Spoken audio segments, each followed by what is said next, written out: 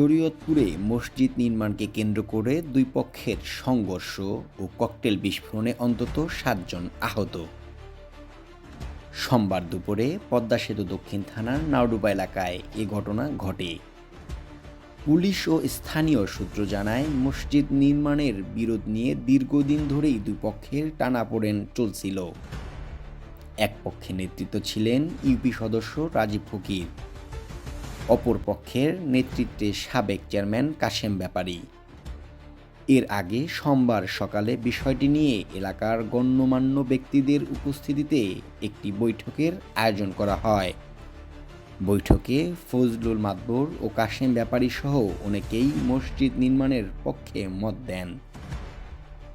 তবে লতিফ ফকির ও তার ছেলে রাজীব ফকির এ প্রস্তাবে বিরোধিতা করেন।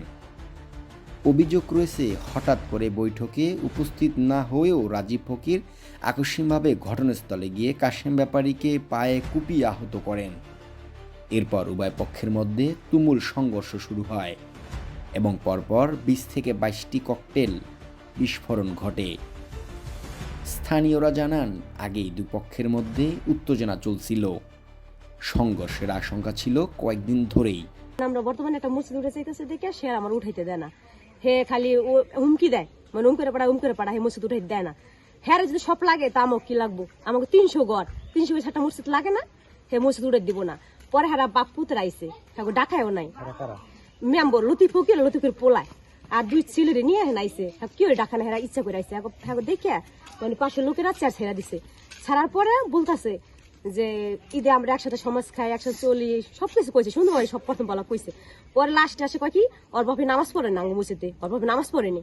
টিটকে মেয়ের কথা বলছেন, আমার দেওয়া ধরছে যে আমার বাপে নামাজ পড়ে না, আপনি নামাজ পড়েননি, আপনি নামাজ পড়েন, আপনি অত টিটকে মেয়ের কথা কন, কথা কবেন সুন্দর করে কবেন। এক কথা তো হাজার গেছে গা মতো নেই, হ্যাঁ একবারে ডাল শক্তি নিয়ে বাইরে হয়ে গেছে গা। এই ধরনের মানুষ সব ঠান্ডায় রয়েছে, মানে আমরা তো চাই না কাজে জর্গা, আমরা থামাই রাখছি। আমরা প্রত্যেকটা মহিলা পুলিশ আমরা থামাই রাখি, বুঝাই করি।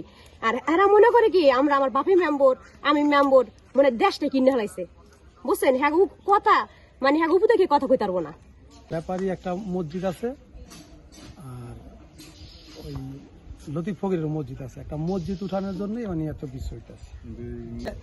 সকালে ৪০ আইসে, বিবাহের লোক আইসে, এক কাছে কইছে যে এরা মসজিদ উড়ে এলাইছে গাছ গুছ কাটতে, আর আয়া কিছুই পায় নাই। না পাওয়ানো এরা ৪০ বইছে, ৪০ অবারটা করে আয়া লতিফ ফকিরের ছেলে আর কব দিছে হলো যে কাশেম বেহারির রানে আর লতিফ ফকির ইদিস মুন্সি, এরা হইলো মনে করেন যে আয়া যে কোবাইছে। অনেক মানুষ ২৭ জন আছে, একজনের বম লাগছে পিঠে, বম মারছে লতিফ ফকির নিজে, বম মারছে পিঠে, পোলায় বম মারছে। যে তারা লাড়ি ঠেঙ্গা নিয়ে সবকিছু নিয়ে মানে আইসা পড়ছে আমার চাচা, হ্যাঁ কাশেম বাড়ির ছেলে, এরা আসছে। আসার পরে দেখি লাঠি নিয়ে এরা আই গেছে, চাকা চারা ফিকছে, পরপর বম ফিকছে। তাদের বম যে ফিকছে এগুলো ভিডিও করাও আছে, তাদের হাতে বম ছিল, ভিডিও আছে। তারা এমনি মানে কোবাইছে, ই করছে, মানে তা একজনের আঙ্গুল ফলাই দিছে, আবার ইও করছে তারা। এখানে একটা ক্লাব আছে, এখন এরা চাইতেছে এটারে ষড়যন্ত্র করে এই ক্লাবটারে ভাঙ্গা আর একটা ঘর উড়ানোর জন্য। এটা অনেক দিন ধরে এরা চেষ্টা করতেছে। তো আমাদের এলাকার লোকজন সালের সমস্ত আছে, এরা এখানে বসে এটা কয়েকবারই মিডিয়া করছে, কিন্তু তারা বলছে যে ঠিক আছে কথা বলতেই এরা দেখে গেছে বিভিন্ন রাত্রে সকালে বিকালে এটার পিছন ছাড়তেছে না, এটার ভাঙ্গা এরা মানে ঘর তুলবই, এগোই আশা আকাঙ্ক্ষা। তারপরে আজকে ১১টা থেকে ১১:৩০টার মধ্যে এখানে করিম ব্যাপারী, কাশেম ব্যাপারীর এদের নেতৃত্বে এখানে এরা অনেক লোকজন নিয়ে এই ক্লাব ভাঙার চেষ্টা করছে। তারপরে আমাদের লোকজন কিছু সাল্লি সমস্ত গেছে, তারপরে থামাইতে পারে নাই। তারপরে এরা তাদের সাথে উত্তেজিত হয়ে স্যান্ড ডাল নিয়ে এখানে আমাদের লোকজনকে অনেক কোবাইছে, আহত হয়েছে, এই বাড়িঘর কোবাইছে, আবার বম মারছে, এখানেও মারছে, মেম্বরের বাড়িতেও মারছে। মূলত মসজিদ না, এখানে ওইছে একটা কাজ ঝগড়া ফেসাতের মূল উদ্দেশ্য, এই মসজিদ উপলক্ষে এটা ওদের উদ্দেশ্য। এখানে দেখেন পাশে আরেকটা মসজিদ আছে, একটা মসজিদে এই মসজিদটাই যে মুসল্লিরা আছে এরা এই মসজিদে কিন্তু আগে পরে সবসময় নামাজ পড়ছে।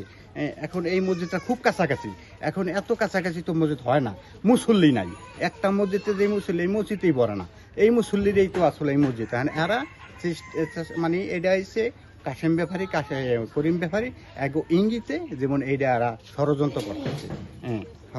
খবর পেয়ে পুলিশ ও সেনাবাহিনী দ্রুত ঘটনাস্থলে গিয়ে পৌঁছে পরিস্থিতি নিয়ন্ত্রণে আনে।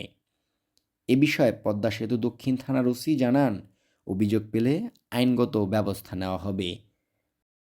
মেহেদী হাসান, জাজিরা টাইমস।